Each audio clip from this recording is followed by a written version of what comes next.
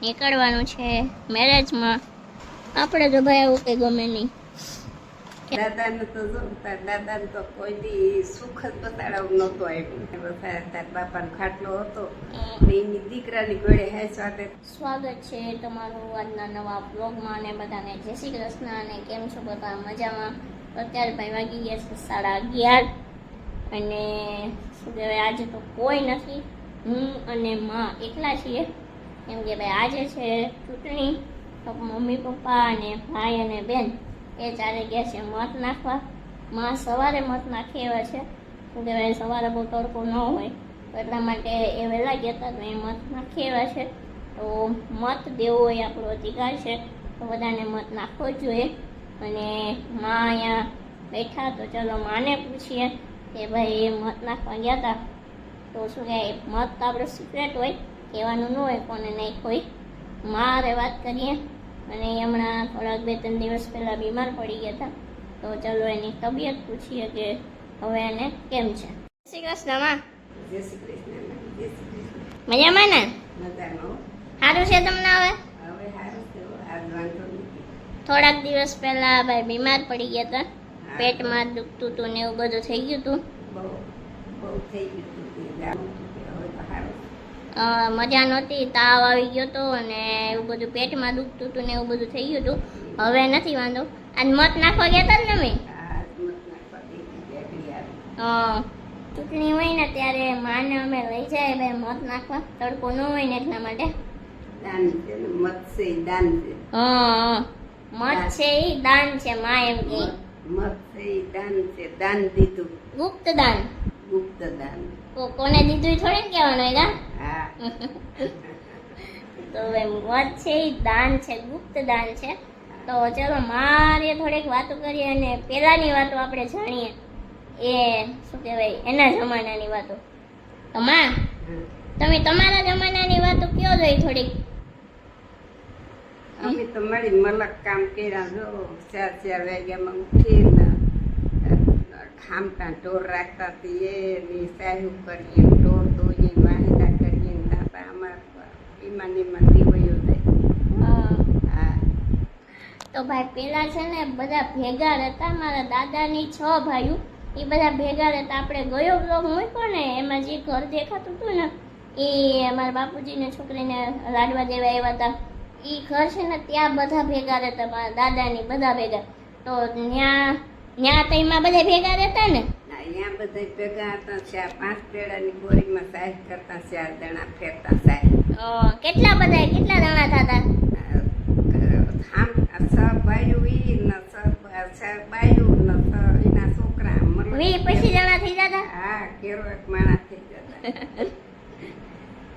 તો મારા દાદા છે ને એ ઓફ થઈ ગયા, એના ઘણા વર્ષો થઈ ગયા, 30-35 વર્ષ થઈ ગયા છે. એને સાપ કર્યો હતો. મારા પપ્પા લગભગ 8-9 વર્ષના હતા, સાવ નાના હતા. એક મારા ફઈના જ મેરેજ થયા હતા. મારા બાપુજીના કે કાકાના કે પપ્પાના કોઈના નહોતા થયા. ત્યારથી શું કહેવાય દાદા નથી. તો ચાલો મા પાસે દાદાની થોડીક વાતો શું કહેવાય જાણીએ. મારા દાદાનું કંઈક કયો થોડુંક. દાદાને તો જો તાર દાદાને તો કોઈ દી સુખ જ બતાડવું નહોતું આવ્યું. એના પેટમાં દુઃખ હતું તે એ દુઃખ ભોગવીને વયા ગયા. એકની થતી ને સેલે એના કાર આવ્યો હતી, ખાટલે બેહીને એના ઘર 3 ખાટલા વધારે એનો પાર આવી ગયો. હા, એની કોઈ દી ક્યાંય સુખ નથી લીધું. ફર્યા. શું કહેવાય, મારા દાદાને એવું હતું કે અહીંયા અમારા ઘરે રહી ન શકતા, એને કંઈક ખાતું પેટમાં અગ્નિક થતી. અહીંયા અમારા ઘરે અહીંયા આવે ને તો રહી ન શકે. આપણે જે પેલા ગયો બ્લોકમાં જે ઘર હતું ત્યાં, તો ત્યાં રહી ન શકે. અને બીજું ભમરિયું કહેવાય, અમારા ગામમાં અલગ અલગ વિસ્તારના નામ છે, તો ત્યાં જ રહેતા એ. અને સરપે ન્યાસ કર્યો હતો ને, ભમરિયામાંથી હરપ કર્યો તો. અર્જુન બાપાનો, રામ બાપાનો 3 ખાટલા ને વધારે. તાર બાપાનો ખાટલો હતો, એની દીકરાની ઘોડે હેસવાતે 15 વર્ષ હુતા. અહીંયા સેલે સેલે એનો કાર આવ્યો તો ત્યાંથી લઈ ગયા. ત્યાં શું કહે ખાટલાની નીચે એનો પગ હતો ને ત્યાં સરપ આવીને પડી ગયું. લગભગ 30 વર્ષ થયા ને માં. આ 30 વર્ષ થઈ 30. ગયા. આપણે ભાવના બિંદ વર્ષ થયા. 30 વર્ષ થઈ ગયા મારા દાદા નથી એના. તો મારા પપ્પાની એ સાવ નાના નાના હતા અને શું કહેવાય એટલા વર્ષ એકલા જિંદગી કાઢવી બહુ અઘરી કહેવાય. પણ જો કે બધા સારા હતા ફેમિલીમાં એટલે વાંધો ન આવ્યો. કામાં બધા ધ્યાન રાખતા ને પછી તો હા પછી તો બધા ધ્યાન રાખે છે. વરદાનું મારું બધીનું. મારા જન્મ પછી મારા પરદાદી ઓફ થયા રૂડીમાં 2006માં. 2006માં ઓફ છે ને રૂડીમાં. માર બાપા માહે ધ્યાન પસાડા. હા એ મારા જન્મ પછી મારા પરદાદી ઓફ થયા. હા તારા જલમ તારા બધી બાપુ છે. હા પછી રૂડીમાં. પછી રૂડીમાં. હા તો ચલો આવી નવી નવી વાતો ક્યારેક ક્યારેક મા પાસે જાણતા રહેવું એટલે આપણે ખબર પડે કે ભાઈ પેલા કેવી રીતના રહેતા. દીદી મત નાખી એવા સેન્સર છે એવું.